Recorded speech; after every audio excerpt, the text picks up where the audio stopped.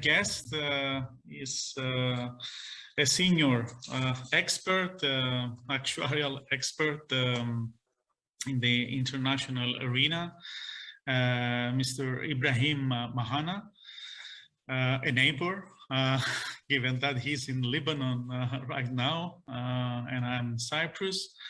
So Ibrahim Muhanna, he's the chairman, among others. He's the chairman of the Board of Trustees of the Muhanna Foundation in Lebanon.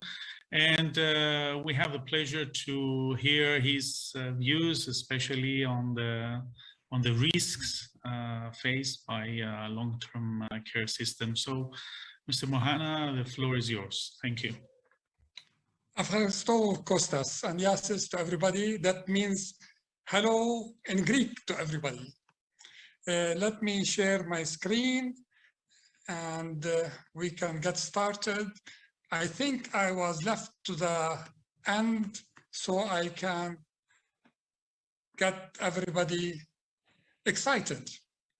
So I will not talk about any modeling. I was asked to speak. Where's the screen?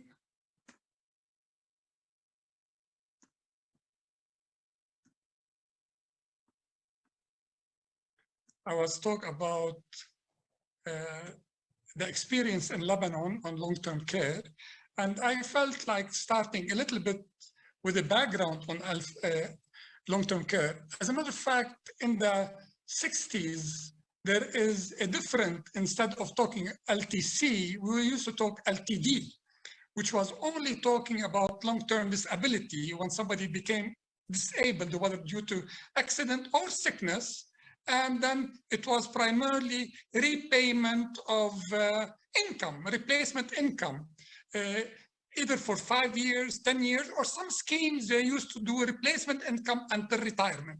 There were no schemes before 80 that I'm aware of that you used to do any kind of long-term income replacement till death, because they would think by the time of retirement, a pension will kick in. So that was everything that the market used to be in the insurance world. And I didn't see any social protection scheme that is covering long-term care prior to the 80s. In the 80s, we start seeing some kind of scheme after retirement, and that was quite costly for the insurance industry. And this is when social protection started coming in. And as of the mid-80s, we see the definition of long-term care as we know it now.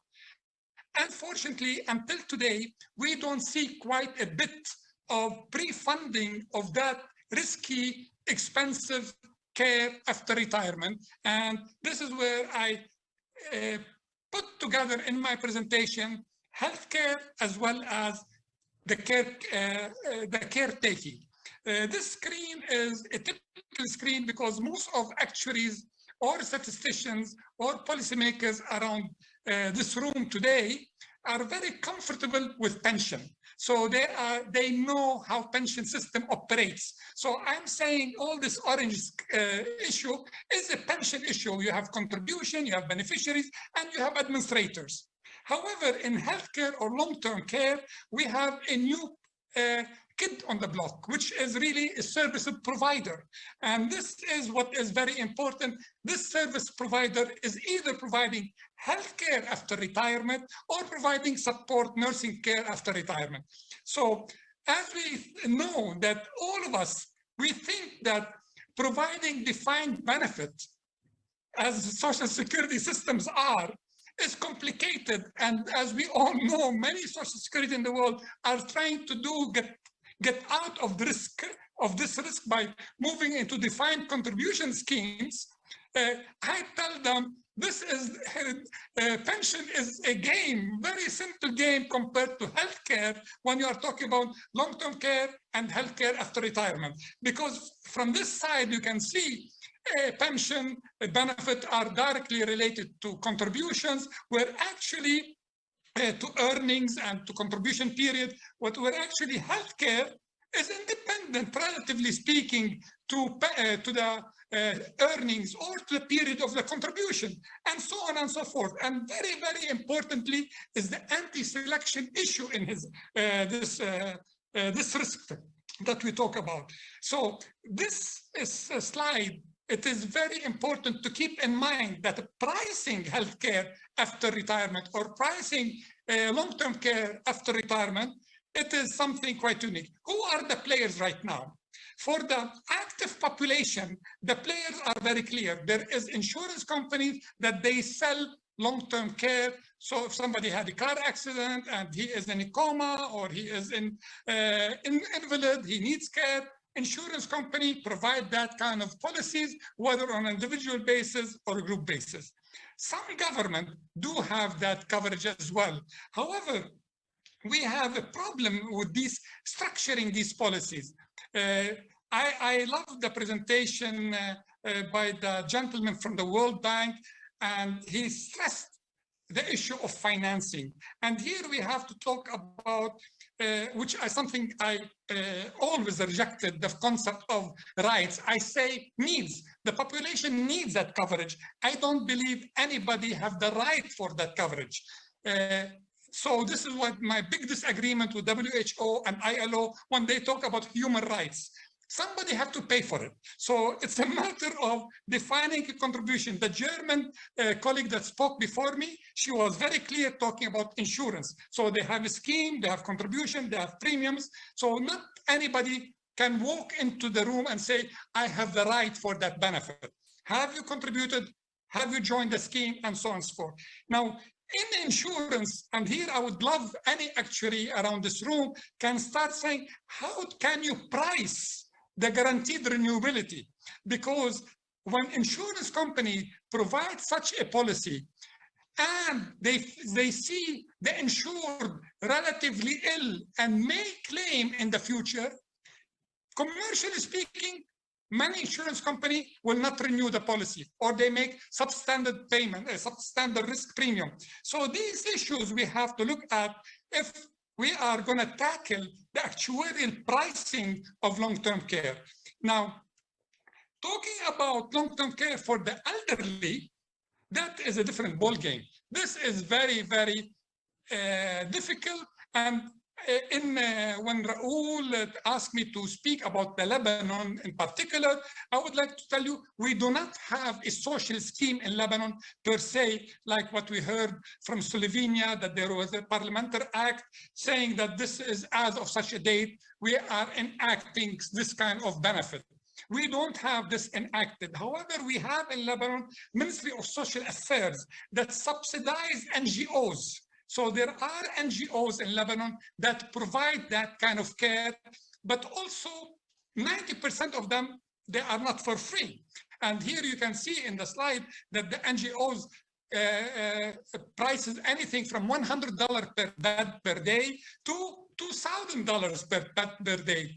And the differences is for two reasons. The difference is, one is because of the quality of care they provide, and the differences between the main city like Beirut or the cities at distance from Beirut or villages and so on and so forth. So the price differs quite a bit. Here, the Ministry of Social Affairs subsidize these NGOs by paying them $15 per bed to help them out. And that's not for all people, not all NGOs, but the ones that are registered and qualified for that kind of subsidy. So this is a simple way that I would like to categorize. But we have to know, why didn't the insurance industry or government think of long-term care 50 years ago? Because people at that time, the family extension, the living in villages, they were taking care of each other. So technically speaking, there was really no need. Also, our colleague from the World Bank was talking about there is economic loss by people who's taking care of the elderly. These people are not working. So that's right. But in principle, the move from the rural area to the urban living, that is a major reason of the need of long-term care, because right now people are spread all over the cities, and it is costly to take care of them. So we as a firm, as a matter of fact, although I was asked to speak only on Lebanon, but as some of you know that we operate in many, many countries, we are trying to convince some areas.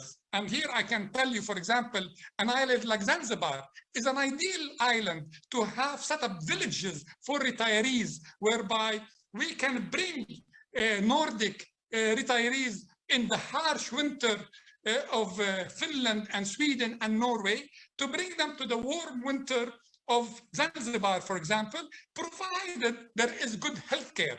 And then they can go. So we can have a twinning. And this we can bring the cost down, and we can bring a better life for the retirees. So at this stage, I would like to end my presentation, and we leave it more for the time for question and answer. Thank you very much, Costa. Thank you very much, Muhanna. I think that your last point of in the way of finding alternative financing sources, I think is an interesting point, what you suggested for Zanzibar.